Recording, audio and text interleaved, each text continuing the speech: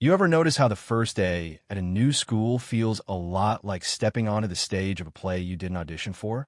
That was me, Cassandra Morgan Cassie, for short pressing my hand to the cold window of my mom's battered Honda Civic, watching Westfield Academy rise up with all its red brick glory, pristine columns, and the kind of perfectly cut grass you see in college brochures.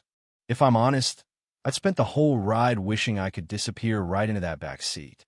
But the reality was I was about to walk into a world where everything screamed money and power in, where someone like me, a scholarship kid with a record and a mountain of anger management mantras echoing in my head, stood out like a bruise on a wedding dress. You've got this, baby. Remember, new environment, new you. Breathe and focus, my mom whispered, squeezing my hand before I stepped out. I tried to believe her. The school was my counselor's idea special program for kids with exceptional potential, which sounded more like a warning label than a compliment to me. But here I was, clutching a thrift store backpack, trying to fade into the chaos of first day energy, already feeling the prickling eyes of kids whose parents own the city. I hadn't even finished spinning my locker combination when I heard that laugh. You know, the type deep, slick, and mean. The sound of someone who's used to getting what they want. Check out the charity case, a voice taunted, followed by a hand slamming my locker shut. That was Hunter Blackwood, Westfield royalty, all-tailored uniform, and a watch worth more than my mom's car. He and his entourage Marcus and Tyler boxed me in. They're the tradition here. Hunter sneered, scholarship kids learn their place. I stared him down, anger simmering just below the surface, but Dr. Chin's voice rang in my head. Your anger is valid, but your future matters more. Choose your battles. That's why I try to go head down, don't react, keep moving. Except every class, every hallway, those boys were there. Whispering, tripping, laughing, knocking my books down. A note slid onto my desk during AP Lit. Scholarship rats don't belong here. Watch your back. Ush. And yeah, my hand shook. Not from fear, more from trying to hold in the part of me that wanted to lash out, to remind them that I'd survived places far meaner than Westfield's marble corridors. Lunchtime was when I found them the misfits table, tucked away in the corner. Lily with neon streaks in her hair, Jerome glued to a comic book, and Arya, paint on her uniform. Welcome to the club, Lily grinned, introducing me to the unofficial support group for Westfield's outcasts. Turns out, survival here wasn't about fighting it, was about finding your people. Arya told me how Hunter made her life hell freshman year. Best you can do is stay off his radar, she warned, but I already knew it was too late. Gym class, that's where things escalated. Hunter, doing his best to pretend bumping a lacrosse ball into my knee was just an accident, grinned as I went down, scraping my hands on the turf. The coach barely looked up. Keep your equipment on your own field, Blackwood. That was it. No consequences. No concern, just the usual. I pushed through, finished the period, but I could feel Hunter's gaze, the threat in it. But the real test came after. Bathroom wrong place, wrong time. Hunter and his boys waltzed in, blocking the door. This school has standards, he sneered, and you're dragging them down. 3 against 1, nowhere to run. Every foster kid alarm in my head screamed at me to fight, but I swallowed it, stared him down, said, I'm not going anywhere. Hunter just smiled coldly. We'll see about that. He left, and I let myself shake. Not out of fear, but from the strain of not letting the old Cassie take over. By Thursday, I was running on fumes. My homework vanished. My locker got spray-painted charity case in the teachers. Always looking the other way. My friends did what they could, walking with me, warning me, but Hunter was smart. Never when adults were watching. It all came to a head that Friday night. The library closed late, the halls were nearly empty, and as I swapped out my books, I heard the footsteps. Hunter, Marcus, Tyler, 2 more boys I didn't recognize.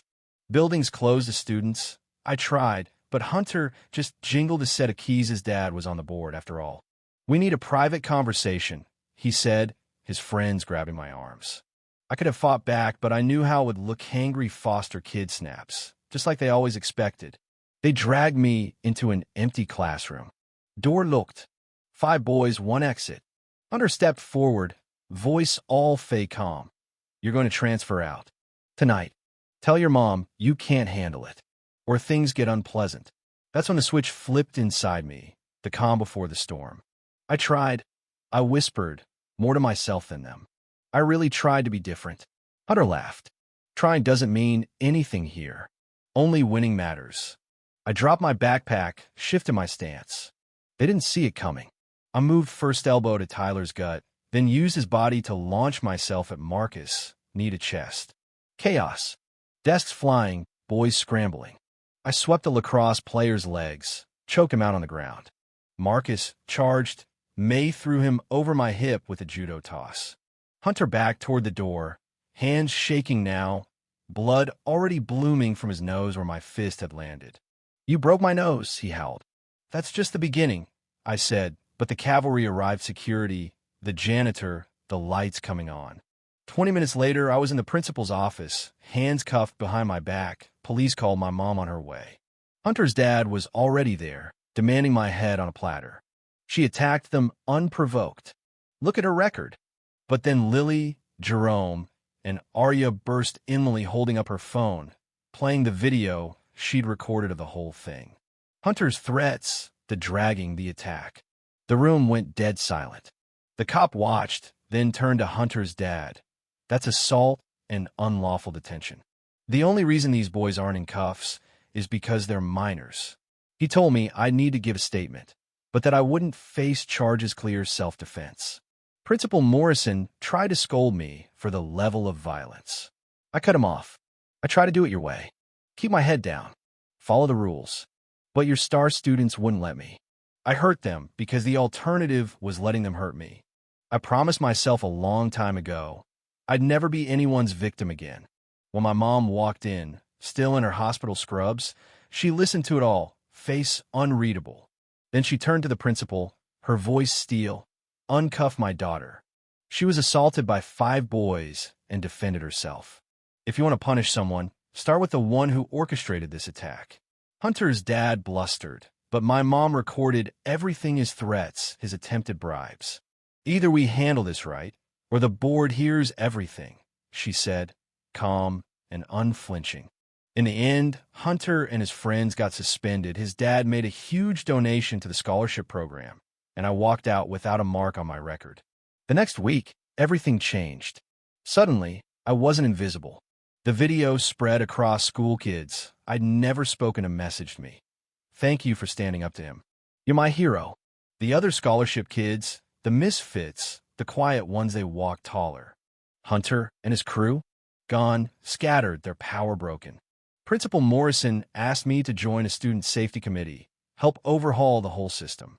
I started a self-defense club, taught the others what I knew, not just fighting, but how to carry yourself, how to stand together. Over time, the culture at Westfield shifted. Bullying dropped. More scholarship kids joined student government, and for once, teachers listened. I got a letter from Columbia Early Admission, full scholarship, all because of what I'd survived and what I'd built. When I announced my early graduation, the self-defense club panicked. Who'll protect us? I told them, you protect each other. That's what I've taught you. On my last day, there was an assembly. I stood on stage, tried to shrink, but the principal said sometimes the most powerful changes come from people who just wanted to be left alone. I told everyone, fear shouldn't run our lives. Stand together. You deserve to be safe. As my mom and I left Westfield, the place looked just like that first day, but everything had changed. I'd changed. For the first time, I wasn't just surviving. I was living. And I realized maybe the worst days, the ones that make you feel like you're nothing, are the same days that show you who you really are. So what do you think? Does fighting back always make you the villain? Or is there a line where standing up for yourself is the only choice left? Let me know below, because sometimes being unforgettable is the best revenge. And hey, if you've ever felt invisible or powerless, remember sometimes all it takes is one voice to start a revolution. Share your story. Stand up. You never know who you might inspire.